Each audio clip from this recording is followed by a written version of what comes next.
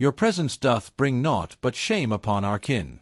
Thus spake my father when I inquired, Shall we extend an invitation to the kinfolk for my mother's birthday this year?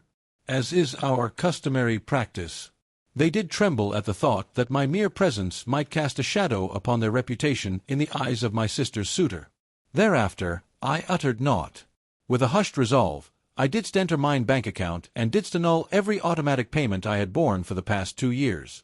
Alas, a month hence, they came to discern the weight of my worth, yet the hour had passed, and their recognition arrived too tardily. I did not grant a solitary pardon. I have resolved to embrace a life of my own design.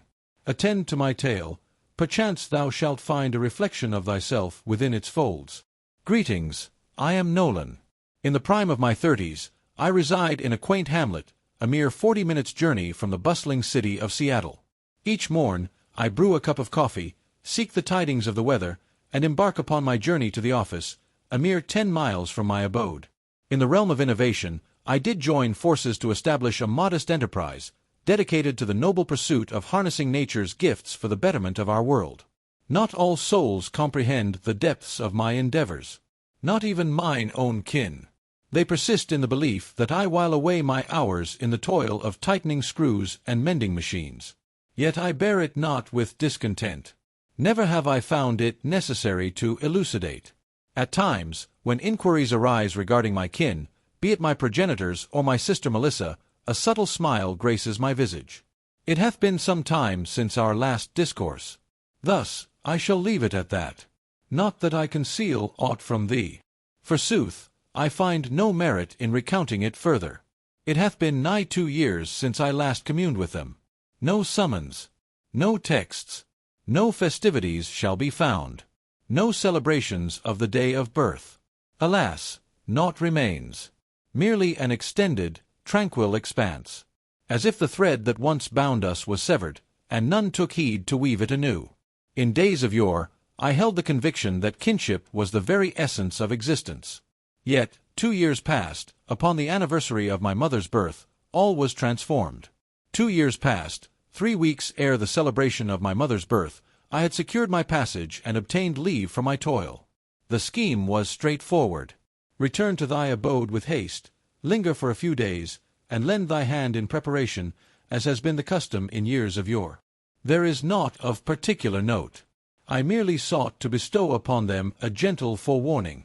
Upon the swift summoning of my mother, it was my father who answered, his voice emerging after but 2 rings of the bell. With a light heart, I proclaimed my return would be 2 days sooner than expected. If there be aught thou requirest me to fetch or assist with, prithee, inform me forthwith. In the beginning, he merely uttered a nebulous Yet, in that moment, he found himself in a quandary. And when he did at last utter his words, his voice did resonate. Begone. Weightier than the norm. As if he sought to elude some unseen spectre. Nolan, if it be within thy power, perhaps thou shouldst refrain from returning home this year. In that fleeting instant, I believed he was merely troubled by the affairs of my timetable. 'Tis well, father, I did reply, whilst cradling a steaming chalice of brew. All matters are arranged with utmost care. It is but a trifling matter. A lengthier silence did ensue on this occasion.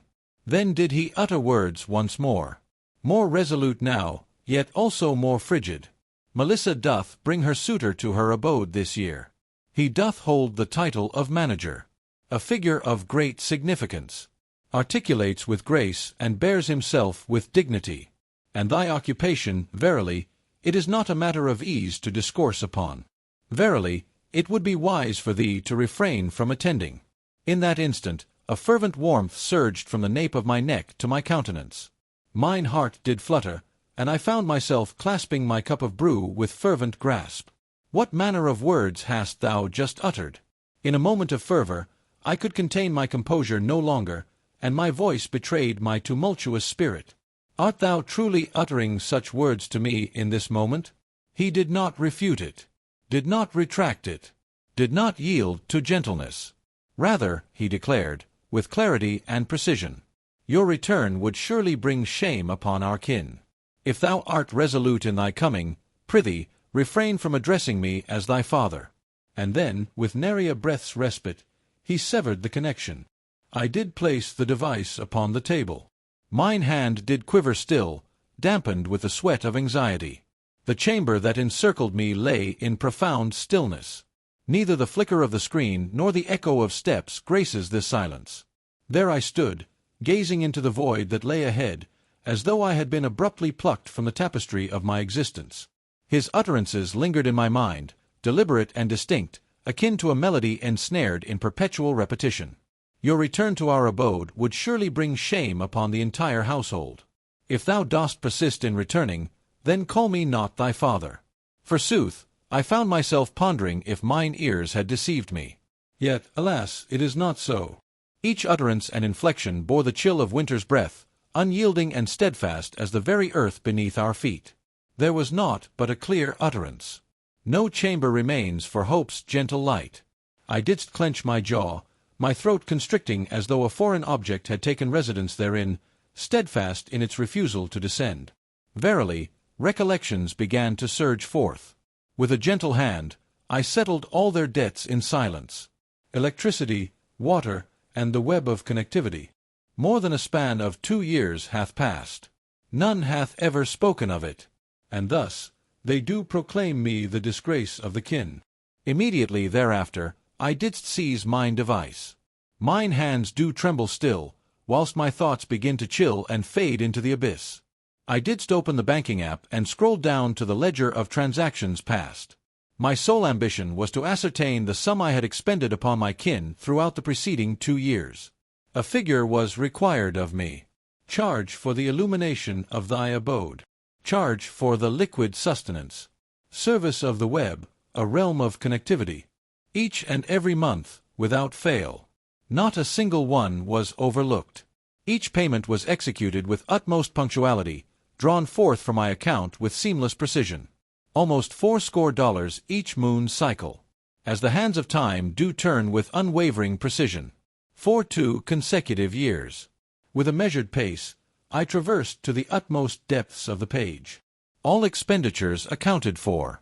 $9,842.17. I gazed upon that figure for a brief span longer. Not for the sake of astonishment.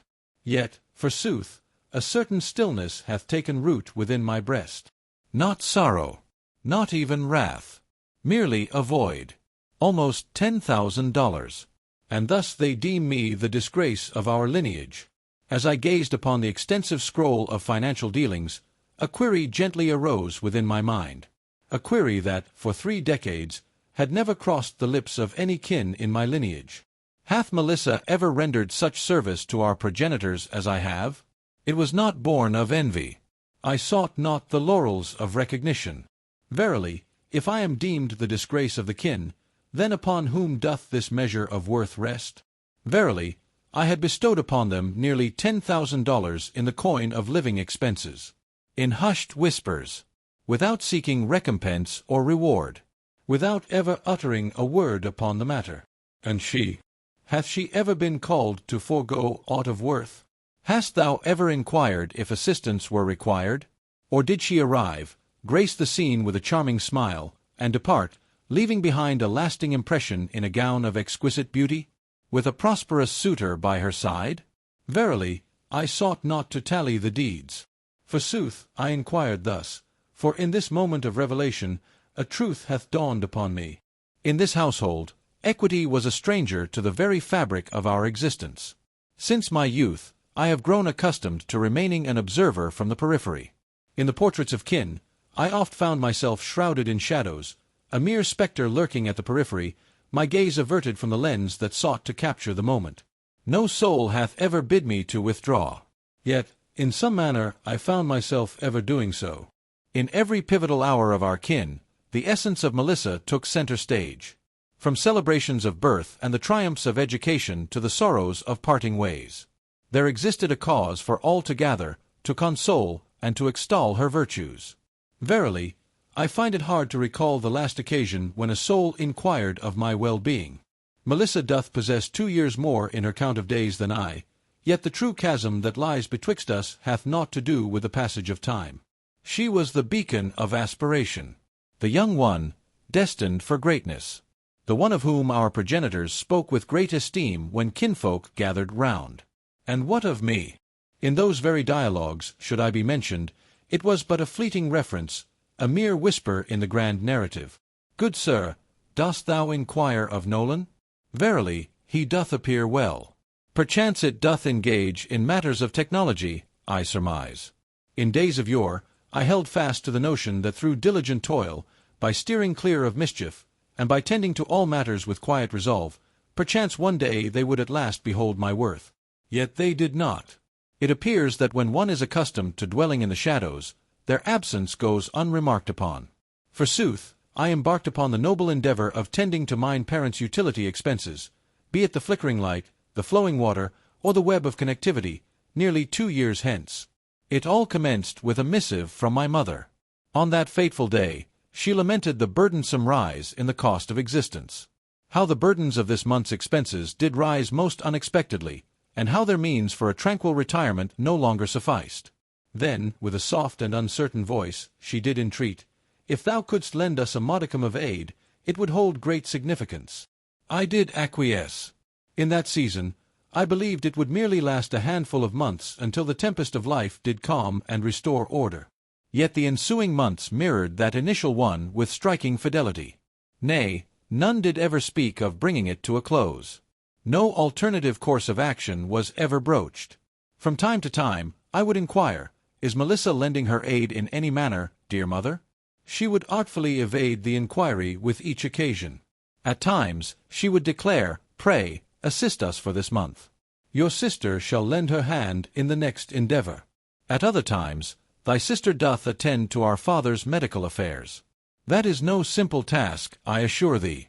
Those verses have graced mine ears countless times, such that I can summon them from memory with ease. And I did but smile and let it pass each time, for within my heart I knew, naught of it held truth. Thus did I persist in dispatching the coin. Almost $400 each moon's cycle. Perpetually. Softly, with a gentle whisper. With nary a murmur. None did speak of it. It is not that I lacked concern. It was my conviction that this course of action was indeed the proper one to undertake. In days of yore, I believed that through silence and a sense of duty, perchance they would take heed of my presence.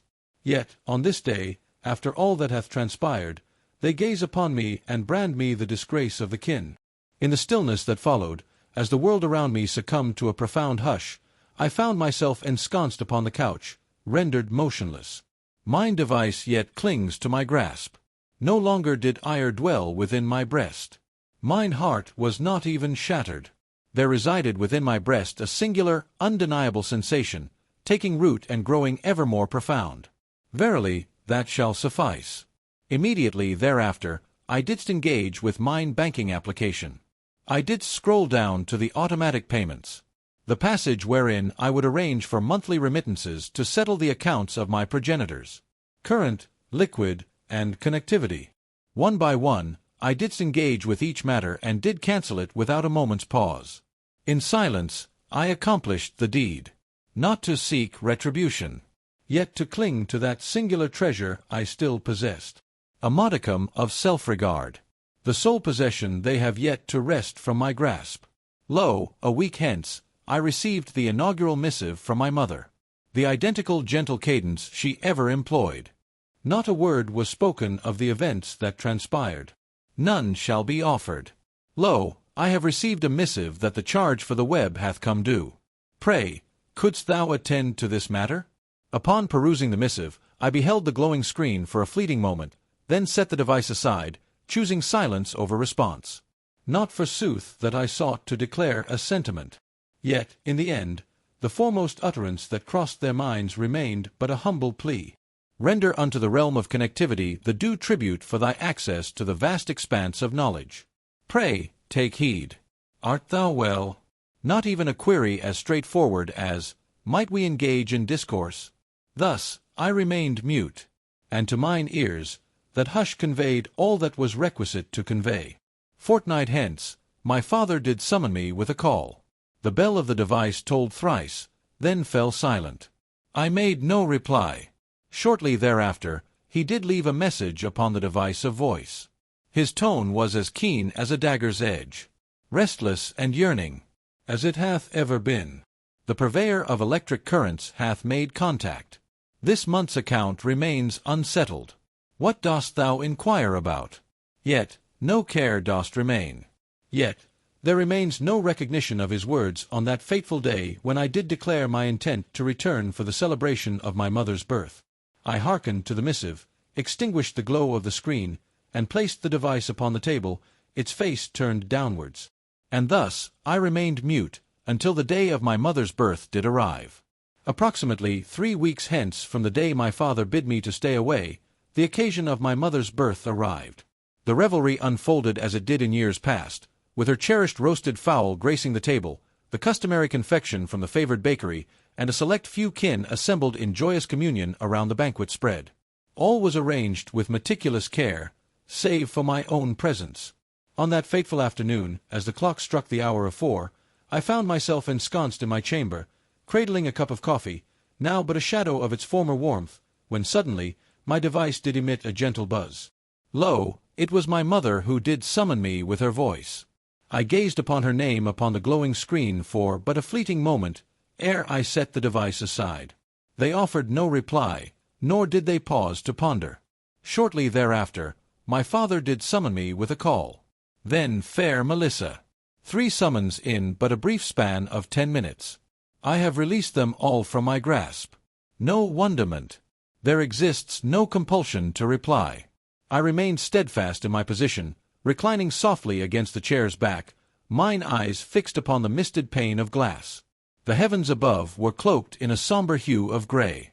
No rain doth fall, yet a chill pervades the air, creeping forth in a manner that suggests winter hath gently caressed thy threshold. Lo, a mere 10 minutes hence, the missives began to flow forth. Mother didst take the lead. Good Sir Nolan, the power hath been extinguished. The entire abode lies shrouded in darkness. Pray, settle the account forthwith. I didst take the device in hand, and perused her missive in quietude. Let not wrath take hold.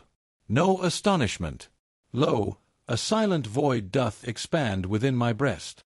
The sentiment that arises after many a year devoted to the nurturing of kin. And now, thou art the sole bearer of that burden.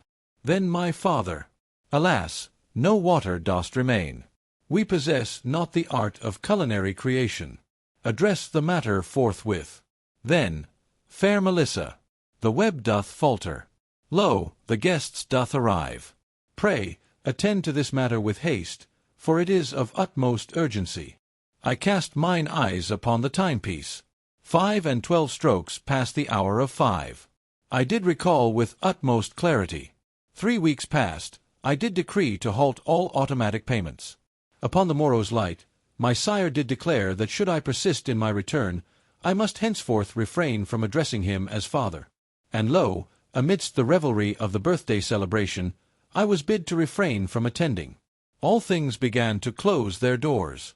The might, the liquid expanse, the vast expanse of the digital realm. Each soul vanished at the very hour of direst need. I did not respond to thy message, did not make the call. I found no compulsion to elucidate. There I lingered, my fingers tracing the rim of the chilled chalice of coffee, my gaze fixed upon the window, as though peering beyond the veil of all that lay before me. And in that fleeting instant, I was enlightened. They were not summoning me forth due to a longing for my presence. They did summon forth, for none remained to bear the weight of their plight. As the hour approached 6 in the evening, my device began to vibrate once more. Without pause, this time shall unfold. Yet, it was no longer my progenitors or Melissa who held sway over my heart. It was the kin, those who appear but once in a season, yet possess an air of entitlement to render their verdicts. The missives arrived in surges, like the tides upon the shore. Some did brand me as lacking in respect. One did proclaim with candor, "Thou hast brought shame upon thy mother before the eyes of the entire kin." Another, more nuanced yet equally piercing, "Thy sister spoke true. Those of your ilk ought not to grace a day of joy with your presence." I perused each missive, paying no heed to the necessity of response. Not that silence signified acquiescence, but rather due to my weariness in attempting to elucidate my thoughts to those who consistently favored the clamor of the multitude over the path of righteousness. As I prepared to lay the device aside, the screen once more ignited with a radiant glow. It was Aunt Lauren, the sole soul in our kin who yet bore a flicker of faith in my being. She did summon me through a relic of an application, one that remained in our possession alone, for we were the sole souls who cherished the art of gazing into one another's eyes when the moment demanded it most. With a brief pause, I did respond upon the second toll of the bell. The initial sight that graced mine eyes was her visage, gently obscured by the golden luminescence emanating from the kitchen's warm embrace behind her. A realm I once traversed with utmost familiarity. Each fissure upon the wall, each creak of the cabinet. Yet this eve, the chamber bore an air most peculiar. Amidst the clatter of silver, there arose a symphony of uneasy mirth and fragmented discourse, wafting through the air like whispers of forgotten tales. She gazed upon me through the veil of the screen, her eyes tender yet laden with concern. "Thou shalt not render payment, Nolan." Her voice bore no weight of accusation, but rather danced lightly, as if she sought to unravel the mysteries of the moment. I gazed into her eyes, and when at last I found my voice, it emerged with a languid weight, as though I were unearthing a truth long entombed within my soul. "Verily, dear auntie, it was my father who did advise me against my coming hither. I did swallow with great difficulty. He declared that should I persist in my attendance, I must no longer refer to him as my father." She fell into a hushed stillness. Her eyes did flit, as though she were surveying the chamber that lay in her wake. And at that very moment, the summons fell into disarray. "Lo!" I discerned my mother's voice, clearer now, piercing through the clamor that surrounded me. "Convey to him my deep sense of shame, especially on this most significant of days. What manner of man could commit such an act?" Then my sire, keen and boisterous. "It is not of such gravity. It is but the settling of a trifling few debts. What manner of man doth grow small over coin?" Yet another utterance. "Verily, I suspect it was mine uncle. Alas, fair Melissa, to endure the trials of a brother such as he." Lo! The sound of footsteps drew nigh unto the lens. Lo! Melissa didst emerge from behind Aunt Lauren, with arms crossed, a stance of contemplation and resolve. Her lips did curl in vexation. Did he truly take up the call? Mother hath wept throughout the day. Doth he possess any concern at all? Verily, there exists no semblance of shame whatsoever. Not a single utterance escaped my lips. I beheld the scene before me, and in my quietude I clung to my silence, as though it were the sole bastion of defense remaining to me. As I prepared to conclude the discourse, lo! Another visage emerged from the left side of the screen. A youth adorned with hair meticulously arranged and clad in a somber attire. He cast his gaze upon me. A glimmer of perplexity danced within his gaze. Then didst offer a smile, albeit one tinged with uncertainty. "Hark, my lord," he did proclaim. Vocal timbre somewhat coarse, as if he were uncertain whether those utterances were fitting for this very occasion. I found myself ensnared in a moment of utter stillness. Mine eyes remained fixed upon the glowing screen, and I clasped the device with a firmer grasp, unaware of my own actions. Such an outcome was beyond my anticipation. Not in this place. Not upon that fateful eve when they all did conspire, deeming me too great a source of shame to grace their gathering. I gazed upon him for a moment longer, pondering the depths of his countenance. And thus all fell into place. His visage, the manner in which he articulated his thoughts. Verily, he was among the fresh recruits, newly arrived from our southern establishment. We had engaged in a modest correspondence through the medium of electronic missives. He hath dispatched unto me 2 missives of report. Yet I had not perceived. He was the beloved of Melissa, the individual whom all had sought to captivate with their finest efforts. The chamber beyond Aunt Lauren appeared to suspend its very essence in anticipation. I beheld her gaze cast behind, and in that moment the kitchen stirred with a lively trepidation. Then, in a whisper, one did inquire, "Pray tell, what name did he just bestow upon Nolan?" Anon, a second voice did arise, in a state of doubt. "Good sir or madam, Doth that imply that Nolan is the master of Melissa's suitor? The murmurs grew, swelling as a tide ascends upon the shore, intertwining, in a state of uncertainty. And what of me? Mine eyes were fixed upon the glowing screen, entranced by the unfolding spectacle. Not a single inclination. There exists no refutation. Verily, I await with bated breath to discern the path it shall take. In that very moment, the youth did rise with a new-found stature, casting his gaze beyond the lens to his companions gathered within the chamber, and with clarity did he articulate his thoughts. Should it be unknown to thee, I am employed at Pacific Terratech. Mr. Nolan doth stand as one of the esteemed co-founders of the company. His utterances struck with a keen and undeniable clarity, resounding with a clarity that pierces the din of clanging dishes and hushed conversations. And the chamber succumbed to an eerie hush. It is not a matter of awkwardness, but rather a state of astonishment. Yet I remained silent, uttering not a single word. I sealed my lips in silence and offered a subtle inclination of my head, a gentle affirmation. He did turn back to the screen, his eyes a touch wide with wonder, and I spake, with a tranquil demeanor, as though the very words had lingered in anticipation. May thy grand unveiling unfold with utmost grace and splendor.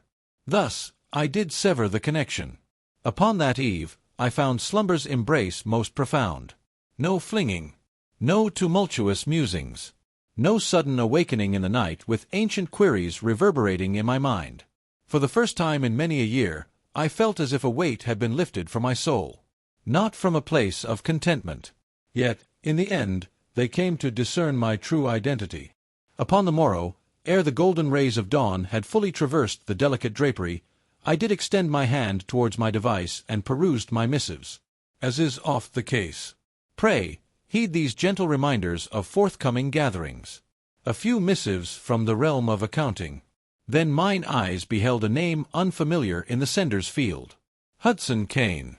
I did unseal the missive that lay before me. The opening phrase struck me with immediate force. Pray forgive me. Pray tell, I was unaware thou art the sibling of Melissa. Thy worth hath ever commanded my esteem within this realm of labor. I did raise mine eyebrow, reclined upon the soft pillow, and continued to peruse the pages before me. Hudson did express his astonishment upon discovering the familial bond that exists betwixt myself and Melissa. And then, with no evasion nor gentle phrasing, he declared, I did not foresee her to be thus. Thus, I shall bring this union to a close. I express my gratitude for sparing me the embarrassment of being thrust into the limelight before the assembly. I laid the device upon my breast and, for a fleeting moment, surrendered to the embrace of slumber. After a brief interval, I returned to the inbox, my fingers poised to craft a response. Gradually, distinctly, and devoid of embellishment. Hudson, that is thine affair. I harbor no anticipation that others shall choose to dwell within the favor of my esteem. Consider with great deliberation ere thou embark upon any action. Verily, I do not entwine kinship with the affairs of my labor. I did strike the button to dispatch my missive. No more contemplation shall ensue. No enduring sentiment. Forsooth, that sufficed for mine own heart. When matters are laid bare, I require naught else. At the hour of 10, as I concluded a discourse with the heads of departments and collected my thoughts upon parchment, a gentle vibration stirred within my pocket, heralding a message. I drew it forth and beheld the name Melissa inscribed upon it. Mine own sister. With a gaze fixed upon it for but a fleeting moment, I resolutely chose to decline. Not born of wrath. To refrain from establishing a conclusion. Forsooth, I find myself weary of those lamentations that arrive only when the tempest hath already wrought its havoc. Lo, but 5 minutes hence, a missive did arrive. Pray forgive me. Never did I imagine that Hudson would transform in such a manner. Thou art his superior. If thou dost speak, I am certain he would lend an ear. Pray, engage in discourse with him. Entreat him to return unto my side. Upon perusing the text, I made my way to the corridor's window and rested my form against the pane of glass. I perused the missive once more. Once more, I beseech thee. Thus did I inscribe my response. Neither lengthy nor brief. Sufficient for her comprehension, yet not more. Hudson did not depart at my behest. He departed due to the manner in which thou dost dwell. How dost thou treat thy fellow beings? How dost thou cast thine eyes upon that which thou canst not comprehend? And how thou dost ever presume that, with a voice gentle as a summer's breeze, thou canst guide the hearts of any soul? I did strike the send button. With a gentle motion, I tucked the device away into my pocket and resumed my place at the desk. Yet, scarce a minute had passed when another missive did arrive. Verily, I am aware. I have erred most grievously. This time, I speak with earnest resolve. Verily, I shall transform. Pray, trust in my words. Only this once, I beseech thee. I made no reply. I have perused it, pondered upon it for a brief spell. Yet naught did stir within my breast.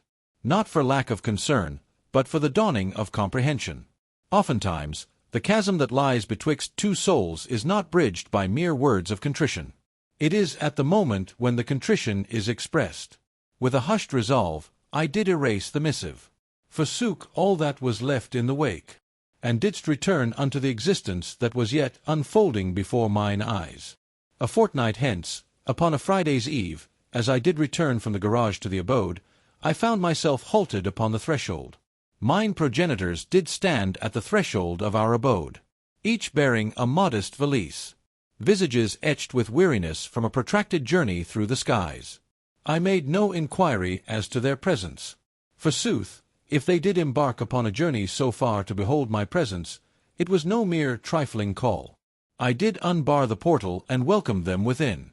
No strife, no insincere courtesies, merely a choice of modest consequence. I wished not to engage in that discourse in the open air, as the zephyrs do gather strength upon the stoop. We did convene in the chamber of our dwelling. The brew upon the table lingered in warmth, its vapors rising like whispers of a tale yet to unfold. Mine own sire did take the floor first. He did express his contrition with a demeanor more serene than his customary manner. Mine own mother did augment it. They professed to have pondered the matters at hand. Perchance they have ventured beyond the bounds that matters should have ne'er reached such a lamentable state. I held my tongue, did not interject. Merely hath mine ears been graced with sound, to discern whether this contrition marked the conclusion of a certain affair, or perchance the dawn of a new venture. And, as I had foreseen, the timbre of my father's voice did indeed transform. We are bound by the ties of kinship, dear Nolan, and kin doth lend a hand to one another. We did nurture thee, dispatched thee to the halls of learning. All that thou possessest now, a portion of it doth arise from our hand. Is it not so? I cast mine eyes upon him. Mine visage remained unaltered, yet my stance did straiten, albeit but a trifle. Then did my mother utter her words. Her voice, gentle as a whisper, doth caress the air. It seemeth as though she did utter words most reasonable. If thou couldst, perchance send us around $2,000 each month. Merely a touch of encouragement. It is but a trifle for one of thy stature. Upon mine gaze did fall the two souls ensconced within my humble abode. The very souls who once cast me aside from a familial assembly, deeming me a source of shame. And now, behold, they found themselves within my abode, affixing a value to their contrition. A price set in stone. $2,000 each month. Forsooth, I was their progeny.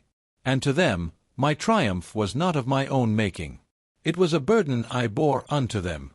Upon their entreaty, I did emit a hearty laugh. Not boisterous, not ironic, merely a gentle mirthful sound, the sort that arises when one is regaled with a tale most perplexing and devoid of reason.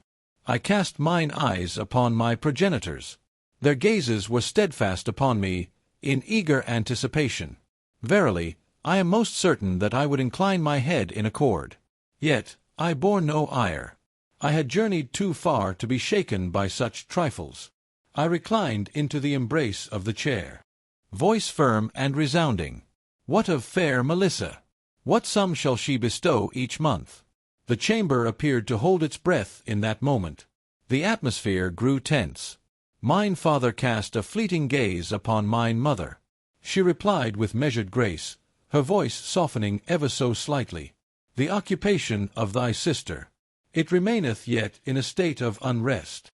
And thus, the parting with Hudson hath weighed heavily upon her spirit. I did incline my head with a soft gesture. Verily, I am not taken aback. The familiar justifications, cloaked in phrases that bore the semblance of compassion. Yet, they were naught but mere diversions. I raised mine eyes to the heavens, gazed steadfastly upon them, and did respond. If she consents to lend her aid with a sum of $2,000 each month, I shall likewise offer my support. Neither more nor less. Not a single utterance did they make. Merely gazed upon me, as though seeking to discern the earnestness of my intent. I persisted with a serene demeanor. Or, should you desire that I bear the entire sum, I shall require a missive to that effect. A covenant of law. Verily, I do affirm that upon your departure from this mortal coil, the estate shall be wholly mine to possess. I remained in silence thereafter. No burden shall weigh upon thee. None shall be required henceforth. Merely biding my time to witness their reaction. At this moment, for the very first occasion, I found myself the architect of the conditions, for that which they had ever taken for naught but mine obligation. Upon the conclusion of my utterance, the chamber was enveloped in a profound and weighty stillness. Then, with great haste, my father sprang to his feet. With a forceful strike, he brought his hand upon the sturdy oak table, causing the chalice to spill its contents. Its contents did cascade down the precipice's edge. His voice thundered throughout the chamber, breath ascending and descending with tempestuous wrath. Art thou imposing terms upon thy progenitors? For 2 decades and more, we have nurtured thee. And dost thou seek to extract every last coin from us in such a manner? What manner of existence dost thou lead? Alas! His voice did bellow with such fervor. Verily, I should not be astonished if the neighbors yonder did catch each utterance. I remained steadfast, unmoved by the tides of circumstance. Did not waver. There I did but sit, palms gently laid upon the chair's embrace, gaze entwined with his, neither frigid nor tender, yet lacking warmth. I did bide my time for him to complete his task. Then I rose with deliberate grace. Mine utterance emerged soft and serene, yet bright enough to pierce the tempest he had just wrought. Pray, I beseech thee, take thy leave from my humble abode. It was not a menace. It was not uttered in wrath. It was but a humble entreaty, from one who had attained the utmost limit of what esteem could bestow. Silence reigned, as none dared to utter another syllable. Lo, the solitary echo of baggage scraping upon the polished timber, a sound most forlorn. And the portal did click shut in their wake, more silent than all that they had recently departed from within my soul. 2 years have passed since last I beheld their visage. Herein lies the very place, within the confines of mine own abode. I did not sever the ties of communication with their digits. I did not alter my electronic correspondence address. I did not sever all ties entirely. Verily, I do but cease to extend my hand. And didst bide thy time. I lingered to discern if, when I ceased to be the mere spectre of responsibility and constraint, they would ever regard me as a member of their kin. In these 2 years, naught hath been heard. No inquiry regarding my well-being has been made. Let not the day of one's birth be spoken of. Wellness, or perchance a mere trifle. How dost thou fare? Once I held a hope that perchance, in time, they might transform. Yet I have come to perceive that not all souls are destined to transform, particularly those who have never held the conviction that they erred from the outset. I yet reside in this place. Persevere in thy toil. Persevere and continue forth in the journey of existence. The sole distinction lies herein. I shall no longer permit mine own heart to be a vessel for the burdens of others, ready to bestow, ready to endure pain, all in the service of obligation. And if there be but one lesson I have gleaned from all these happenings, verily, it is this. In the realm of kinship, one ought not to be compelled to bestow kindness, cloaked in the guise of affection. True kinship. It is a realm where thou art recognized as an individual, irrespective of thine offerings, not in the manner of a purse, not as a mere contingency, not as the final refuge when all else doth crumble to dust. And ere I bring this chapter to a close, I beseech thee, may I pose a query unto thee? Did I err? For opting not to return, for declining to provide my progenitors with a sum of $2,000 each month. Though the sands of time have slipped through their fingers, they have grown in years. Though they did once nurture my being, in days of yore, I held fast to the notion that kinship possessed the power to mend all wounds.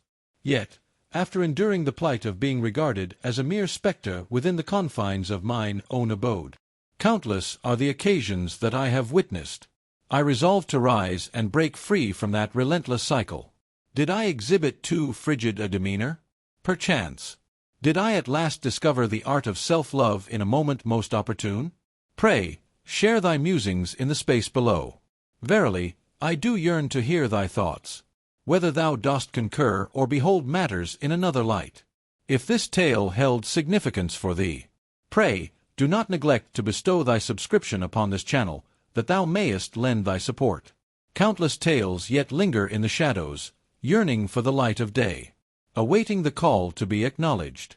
Fare thee well, and I shall await our next encounter with eager anticipation. I express my deepest gratitude for thy presence until the final curtain fell.